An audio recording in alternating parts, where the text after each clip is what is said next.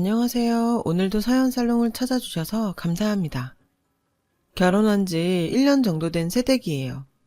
저는 유치원 선생으로 일하고 있어요. 제가 사는 곳은 말 그대로 섬마을이에요.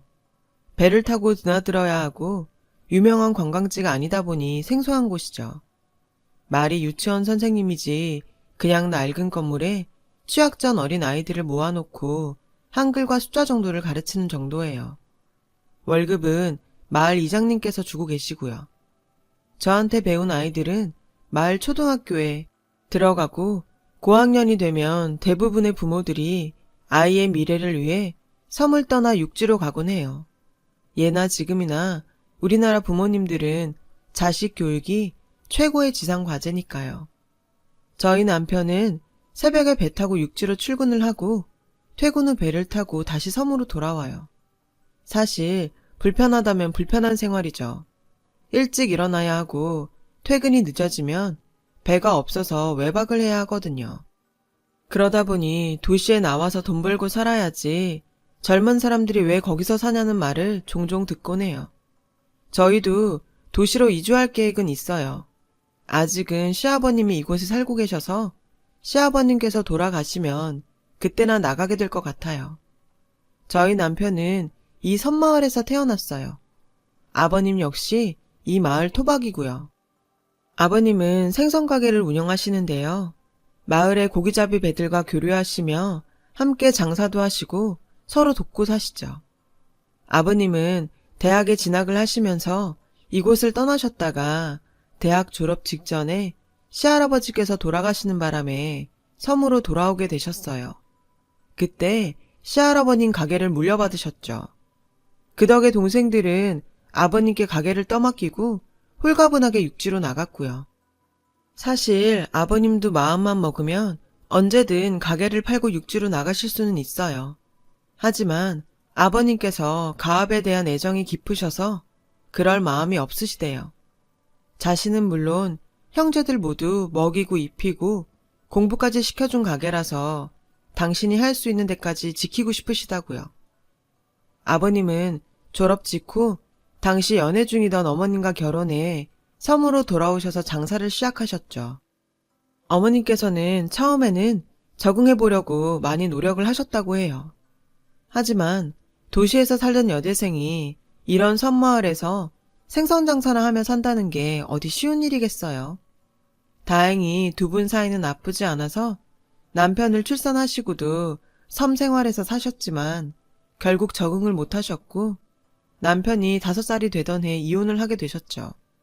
이혼과 동시에 어머님께서는 제 남편을 데리고 서울로 가셨고요.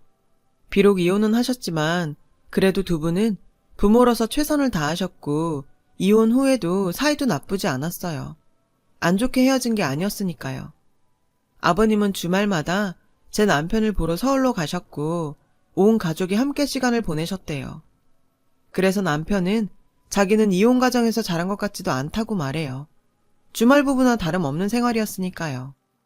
남편은 중학교 2학년이던 15살까지 어머님과 살았는데 그 무렵 갑작스러운 교통사고로 어머님이 세상을 떠나시자 한동안은 외가에서 살다가 아버님이 계신 섬으로 들어가게 되었죠.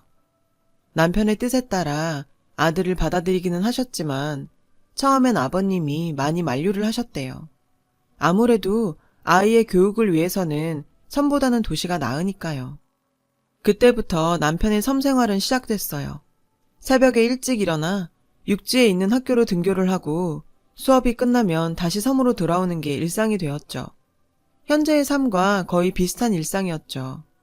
남편과 아버님의 집안 사정을 다 알고 있던 마을 사람들은 물심양면으로 두 사람을 도와주었어요.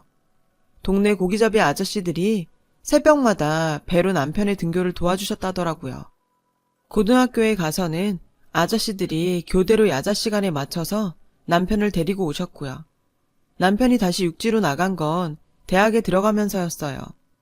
아버님은 남편이 대학교에 들어가기 전에 일찌감치 이렇게 말씀하셨대요. 나 죽기 전에 가게는 팔고 죽을 거니까 너는 이 일 계속 할 생각 마라. 너는 너 하고 싶은 거 해. 그래서 남편은 가업을 이어야 한다는 부담 없이 전공을 선택할 수 있었죠. 그래도 남편은 어머님이 일찍 돌아가신 걸 빼고는 나름 부모님 사랑을 받으며 화목하게 살아온 편이에요. 제 인생은 조금 달랐어요. 화목한 가정에서 자라지 못했거든요. 물론 남편과 비슷한 면도 있어요. 한부모 가정에서 자랐다는 점에서는요. 대신 제 경우는 아빠가 안 계셨죠. 저는 평범한 가정의 첫째 딸로 태어났어요. 부유하지는 않았지만 그렇다고 돈에 쪼들리지도 않았죠. 제 밑으로는 여동생이 하나 있었는데 가끔 다투기도 했지만 사이가 좋았어요. 평범한 가정에서 부모님의 사랑을 받고 자라던 어느 날이었어요. 아빠가 친구들과 여행을 다녀오신다고 하셨어요. 아빠는 기대가 되는지 눈을 반짝이며 말씀하셨죠. 수차례 알지? 글쎄 그 녀석이 요트를 샀다더라고. 사자마자 친구들부터 태워준다고 부르지 뭐야. 다음에는 가족들도 다 초대하겠다니까 당신도 기대해. 아빠는 아이처럼 들뜬 모습이었어요. 저와 여동생도 요트라는 말에 솔깃했죠. 엄마는 돈을 얼마나 벌었길래 요트를 다 샀냐며 부러운 듯 말했어요. 그리곤 조심히 잘 다녀오라고 하셨죠. 아빠는 도착하면 전화하겠다고 하시곤 새벽 일찍 짐을 챙겨 떠나셨어요. 하지만 저녁이 돼도 연락은 오지 않았고 다음 날이 되어도 돌아오지 않으셨어요. 그렇게 이틀이 지났고 처음엔 그저 여행이 길어지나 보다 했던 엄마는 3일이 지나도 연락이 없자 불안해하기 시작했어요. 그리고 3일이 지나서야 전화가 왔어요. 아빠 친구분의 아내셨죠. 떨리는 목소리로 다은이 아빠도 안 왔어요? 라고 하셨죠. 알고 봤더니 여행을 떠난 아빠와 친구들 6명 모두 연락이 두절된 상태였어요. 엄마는 다른 분들과 함께 경찰서로 가서 실종신고를 했어요. 요트의 주인 아내분이 경찰에 여행지를 알려주어 그곳 경찰과 합동수사를 진행하게 되었죠. 그러는 동안 엄마는 하루가 멀다 하고 경찰서를 드나드셨고 시시각각 경찰과 통화를 하며 수사 상황을 살피셨어요. 아빠를 찾게 된 건 2주가 지나서였어요. 정확히 말하면 행방을 알게 된 거였죠. 모두가 그렇게 기도하고 기다렸지만 돌아온 소식은 참혹하게 부서진 요트를 발견했다는 소식이었어요. 요트 근처에서는 시신 6구가 나왔고 모두 다 아빠 친구들이었죠. 몇 주가 지나고 시신으로 발견된 6분의 장례가 치러졌어요. 하지만 마지막 남은 사람 1명. 저희 아빠의 시신은 끝내 발견되지 않았고 우리는 장례를 치를 수가 없었어요. 엄마는 울면서 다른 사람들 시신은 다 찾았는데 왜 우리 애들 아빠만 못 찾았냐며 애들이 아빠 무덤에라도 갈 수 있게 제발 시신 좀 찾아달라고 울부짖었어요. 남편분이 요트 바깥에 따로 계셨거나 요트가 부서졌을 때 남편분만 따로 휩쓸려 갔을 가능성도 있어요. 날씨나 조종미숙으로 인한 사고는 시신을 못 찾는 경우도 많습니다. 경찰에 설명해도 엄마는 제발 시신 좀 찾아달라고 애원했어요. 친할아버지께서도 애원하셨지만 계속된 수색에도 아빠의 시신은 끝내 발견되지 않았어요. 엄마는 끝까지 포기를 못하고 사건 현장을 찾아다니시다 결국 쓰러지셨죠. 그러자 할아버지께서는 아들 찾다가 살아있는 며느리까지 죽이시겠다며 엄마를 만류하셨어요. 그리고는 아빠 장례를 치르자고 하셨죠. 처음에 거부하던 엄마는 저희를 생각하라는 말에 결국 장례를 치르기로 하셨어요. 아빠 장례는 시신 없이 치러야 했죠.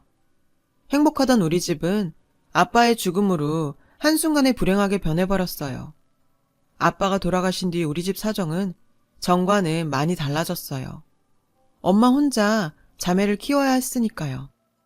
여자 혼자벌이로 2딸을 키우는 건 쉬운 일이 아니었어요. 아빠의 벌이가 사라진 만큼 엄마는 전보다 돈을 더 벌어야 했거든요. 그래서 야근도 마다하지 않으셨죠. 저와 여동생은 하교 후엔 둘이서 집을 지켜야 했어요. 하지만 그런 건 다 괜찮았어요. 견디기 힘들었던 건 동네 사람들의 시선이었죠. 우리 아빠 시신만 발견되지 않았다는 사실이 알려지자 사람들은 저희 가족을 의심하며 수군거렸거든요. 살아있는데 보험금 타려고 죽은 척하는 거 아냐? 하루아침에 아빠를 잃은 것도 가슴 아픈데 아빠와 우리 가족을 모욕하는 말까지 들어야 하니 정말 참기 힘들더라고요. 그렇다고 이사를 가진 않았어요. 돈도 없었고 그런 의혹을 인정하는 셈이니까요. 제가 할 수 있는 건 공부뿐이었어요. 저라도 성공해서 엄마를 도와야겠다고 생각했으니까요. 다행히 노력하는 만큼 성적이 올랐고 중고등학교에 가서도 상위권을 유지할 수 있었어요. 담임 선생님도 인서울대학은 문제 없다고 하시더라고요. 솔직히 제 목적은 좋은 대학교에 들어가는 게 목적이 아니라 좋은 일자리 얻어서 돈 많이 버는 게 목적이었어요. 그래서 중간엔 대학은 포기하려고 했는데 엄마 빚을 내서라도 보내줄 테니까 대학은 꼭 가야 돼. 그렇게 엄마 생각은 달랐어요. 자식 대학은 보내야 죽어서 아빠 볼 면목이 있다고요. 하는 수 없이 전 대학에 진학을 했고 다행히 국가 장학금을 받을 수 있어서 가게에 큰 부담은 없었어요. 대학교에 들어가서도 그 흔한 미팅 한 번 안 하고 취업을 목표로 공부했어요. 덕분에 장학금을 한 번도 놓친 적이 없었죠. 하지만 저라고 늘 공부가 잘 되고 하기 좋았겠어요. 마음이 흔들릴 땐 엄마랑 여동생을 보면서 마음을 다잡았죠. 그러다가 대학교 2학년 때 딱 한 번 동기들과 연합동아리 MT를 가게 되었어요. 저는 과제를 할 요량으로 책까지 챙겨서 따라갔죠. 그리고 그곳에서 지금의 남편을 만나게 되었어요. 남편은 대학 동기들과 함께 저희와 같은 펜션에 머물고 있었거든요. 남편도 시끄럽게 노는 걸 즐기는 사람이 아닌지라 구석에서 조용히 책만 보고 있는 제가 눈에 들어와서 말을 걸었죠. 그때 남편과 이런저런 얘기를 하며 연락처를 주고받게 됐고 이후로도 전화나 문자를 주고받다가 자연스럽게 사귀게 되었어요. 친구들은 얌전한 고양이 부뚜막이 먼저 오른다면 놀렸죠. 저는 대학을 졸업하고 바로 취업에 성공을 했고 직장 생활을 시작했어요. 덕분에 엄마 용돈도 드리고 여동생 대학 등록금도 조금씩 보태줄 수 있었어요. 그리고 남편한테 청혼도 받았죠. 사실 금전적인 문제 때문에 걱정이 많았는데 제 사정을 아는 남편이 걱정 말라고 하더라고요. 자기네도 그리 넉넉한 형편도 아니고 아버님이 그런 거 따지는 분도 아니니까 서로 조촐하게 치르자고요. 그냥 멀쩡한 수저 한 벌 들고 오라고 말이죠. 그래도 어떻게 그럴 수 있나요? 그런데 아버님을 찾아뵙고는 그런 고민이 사라졌고 결혼을 하게 되었어요. 제가 처음 섬마을에 간 건 그때였어요. 배에서 막 내렸는데 아버님이 부두까지 마중 나와 계시더라고요. 인상이 참 좋으셨어요. 아버님을 뵈니 돌아가신 아빠 생각이 났어요. 아버님은 제 손을 꼭 잡아주시며 먼 곳까지 오느라 수고 많았다며 반가워해 주셨죠.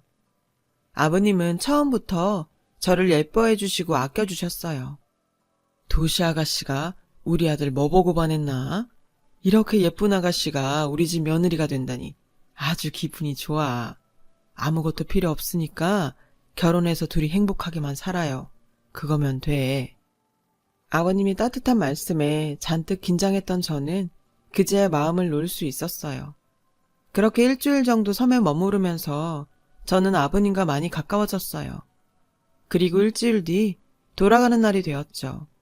육지로 나가는 배를 타려는데 아버님이 남편과 저를 붙잡으시더라고요. 가기 전에 들렀다 갈 곳이 있다고요.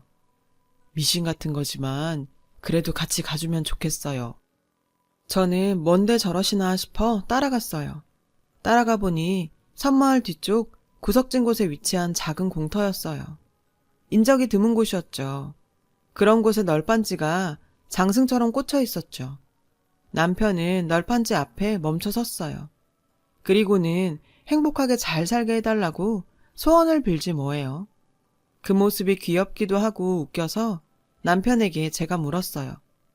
이게 무슨 마을 수호신이라도 돼? 그런데 그 순간 저는 굳어버리고 말았어요. 널빤지에 걸려있는 사진 때문이었죠. 색은 바라고 귀퉁이가 찢어진 낡은 사진이었지만 전 단번에 알아볼 수 있었거든요. 바로 저희 집 가족 사진이었으니까요. 아빠가 돌아가시기 전에 다 함께 찍었던 어린 시절의 가족 사진이었어요. 그 사진을 보고 너무 놀라 그 자리에 털썩 주저앉았어요. 저는 울면서 이 사진이 어디서 났냐고 물었어요. 그러자 남편은 왜 그러냐고 되물었죠. 이거 우리 가족 사진이야. 이분이 돌아가신 우리 아빠라고. 제 말에 아버님과 남편은 깜짝 놀라셨죠. 남편은 몸도 못 가누는 저를 일단 자리에 앉히고는 진정하라며 제 등을 문질러 주었어요. 그리고 아버님은 잠시 숨을 고르시고는 이야기를 시작하셨어요. 10수년 전에 마을에서 한바탕 난리가 났었대요. 파도를 타고 온 시신 한 구가 해안가에서 발견된 거죠. 사람들은 불길하다며 시신을 태우든지 없애버리자고 했대요. 경찰에 신고하면 온 마을 사람들이 생업도 포기하고 그 일 때문에 육지로 불려다닐 게 뻔했으니까요. 신원을 증명할 무언가라도 있으면 그때 신고해 주자고요. 그래서 시신을 수습하기 전에 옷가지를 살폈는데 신원이 확인될 만한 건 나오지 않았고 그때 지갑에서 그 사진이 나온 거였죠. 아버님은 가족 사진을 보시곤 가족이 있는 사람인데 자살을 했을 것 같지는 않았대요. 정성껏 묻어줘야 나중에 한이 없을 것 같다며 시신을 제대로 묻어주자고 하셨답니다. 하지만 마을 사람들은 신원 미상의 시신을 장례까지 치러주기 싫어했고 결국 아버님 혼자 지금의 공터에 손수 시신을 묻고 나무를 세워두었다고 하시더군요. 일종의 비석처럼요. 그리고는 지갑에 유일하게 남아있던 사진을 못으로 박아두셨다고 했어요. 이후로는 집안에 중요한 일이 있을 때마다 찾아가 도와주십사 부탁도 하곤 했었다고요. 그래서 며느리를 보게 됐다고 인사를 하러 갔던 건데 이런 인연이 있을 줄은 몰랐다고 하시며 무척 놀라셨어요. 아버님의 얘기를 들은 전 흐르는 눈물을 멈출 수가 없었어요. 끝낸 널판지를 끌어안고 한참을 울었죠. 이런 사정을 모르는 사람들이 봤다면 저를 미친 사람으로 알았을 거예요. 하지만 그런 것 따위는 문제가 아니었죠. 애타게 찾던 아빠를 찾았으니까요. 아버님, 정말 감사드려요. 아버님 덕분에 아빠를 찾을 수 있었어요. 아버님이 저희 아빠를 묻어두시지 않았다면 우리 가족은 평생 아빠 시신을 못 찾았다는 죄책감으로 살았을 거예요. 아버님이 저희 가족 한을 풀어주신 거예요. 감사드려요, 아버님. 아버님은 울먹이는 절 꼭 안아주셨어요. 아무래도 네 아버님이 너를 여기로 부르셨나 보다. 우리 집에 이렇게 착하고 예쁜 며느리 보내주시려고 너희 둘을 이어주신 게 분명해. 그러니 가슴에 맺혔던 응어리 다 풀고 앞으로 행복하게 잘 살려무나. 아버님 말씀대로 정말 그랬나 봐요. 그러지 않고서야 이런 인연이 있을 수 있겠어요? 전 그 길로 집으로 돌아가 엄마와 동생한테 이 일을 전해주었어요. 제 얘기를 들으신 엄마는 그 자리에서 혼절하셨어요. 잠시 뒤 정신을 차리신 엄마는 당장 아빠가 묻혀있는 섬으로 가겠다고 하셔서 이번 주말에 다 함께 내려가자고 말렸어요. 그렇게 우리 모녀는 주말에 다 함께 아빠한테 갔어요. 남편의 안내로 아빠 묘지에 도착한 엄마는 바닥에 엎드려 오열하셨어요. 여동생도 그런 엄마를 끌어안고 엉엉 울었죠. 한참을 그렇게 울고 난 엄마는 아버님 집에 찾아가 무릎을 꿇고 고개를 숙여 감사 인사를 전했어요. 아버님은 그런 엄마를 일으켜 세우시며 이러지 마시라고 하셨죠. 사부인, 이러지 마세요. 제가 뭐 한 게 있다고 이러세요. 그저 인간된 도리로 했던 일이에요. 그러니 너무 고마워하지 마세요. 남편분 덕분에 이렇게 예쁜 며느리도 얻었잖습니까? 아버님은 저희 엄마를 달래주셨어요. 그리고는 저희 엄마한테 선물까지 주셨죠. 아빠의 낡은 지갑이었어요. 함부로 버리면 안 될 것 같아서 서랍에 고이 넣어두고 있었습니다. 엄마는 그 지갑을 가슴에 끌어안고 한참을 우셨어요. 그동안 자식들 앞에서 내색은 안 하셨지만 남편이 얼마나 사무치게 그리우셨겠어요. 그 생각을 하니 돌아가자는 말이 안 나오더라고요. 그런 마음을 아셨는지 아버님은 방을 하나 내어주시면서 마음이 진정되실 때까지 머물다 가시라고 하셨어요. 엄마는 아버님의 배려로 일주일간을 섬에서 지내셨어요. 밤낮 할 거 없이 수시로 아빠한테 가서 그동안 하지 못했던 말들을 하시고 때로는 울다가 웃다가 한참을 앉았다 내려오시곤 했어요. 야속했던 지난 세월의 회포를 그렇게 푸셨던 거죠. 그리고 얼마 뒤 저희는 예정대로 결혼식을 올렸어요. 결혼하고 몇 달은 살던 곳에서 회사에 다니며 살았어요. 그러다 한 4개월 정도 지난 어느 날 섬에서 연락이 왔어요. 아버님이 쓰러지셨다고요. 고혈압 때문에 그렇게 되셨다더라고요. 저는 곰곰이 생각하다 남편한테 제안을 했어요. 우리 아버님 옆에 가서 살자. 남편은 내심 반가운 듯 말했어요. 나야 고마운 제안이지만 괜찮겠어? 아버님 위한 거라면 난 괜찮아. 게다가 나도 아빠 옆에서 살고 싶고. 그렇게 저희 부부는 섬으로 들어왔어요. 물론 아버님은 펄쩍 뛰시면서 당신 때문에 그럴 필요 없다고 하셨지만요. 아버님 때문이 아니에요. 저도 아빠 옆에서 살고 싶어서 그래요. 그러자 아버님은 아무 말도 안 하셨어요. 처음에 섬살이를 할 때는 저 역시 남편과 함께 섬에서 출퇴근을 하며 회사를 다녔어요. 그런데 하루는 이장님이 그러시지 않겠어요? 부모들 일 나가면 어린 애들만 남는데 섬에 유치원이라도 있으면 모를까 위험해서 말이야. 그래서 말인데 새댁이 애들을 좀 맡아주면 어떨까 하는데 많지는 않지만 보수는 줄 테니 어때? 생각해보니 나쁘지 않을 것 같더라고요. 동네 아이들 데려다가 부모님 올 때까지 놀아주고 한글 정도 가르치는 일이니 힘들 것도 없고 말이에요. 그래서 이장님께 그러겠다고 말했어요. 그렇게 저는 회사를 관두고 섬에 완전히 정착을 하게 되었어요. 아이들도 자기들끼리 노는 것보다 한데 모여서 이런저런 게임도 하고 한글도 배우니 좋아하더라고요. 저도 나름 뿌듯하기도 했고요. 남들은 육지로 나가는 마당에 자발적으로 섬에 들어와 사는 우리 부부를 동네 사람들은 신기하게 봐요. 그렇겠죠. 하지만 저는 지금 이 생활이 어느 때보다 행복하고 좋아요.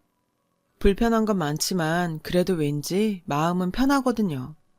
아빠가 돌아가시고 마치 죄인처럼 살아야 했던 시간 동안 상처를 많이 받았거든요.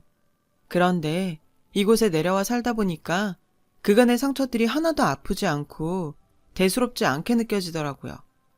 게다가 마치 아빠처럼 저를 감싸주시는 시아버지 덕분에 간만에 아버지 그늘 아래서 사는 기분도 들고요. 그래서 지금의 이 행복을 조금 더 누리며 살려고 해요. 시련과 고난 뒤에 낙이 온다고 아빠로 인해 맺어진 인연으로 얻게 된 행복을 가족들과 함께 나누며 살아가려고요. 지금까지 제 사연을 들어주셔서 감사드리고요. 여러분의 가정에도 행복이 가득하시길 바래요. 여러분, 사연 댓글에 응원과 현명한 조언 부탁드려요. 좋아요와 구독은 저에게 큰 힘이 됩니다. 오늘도 좋은 일 가득하세요.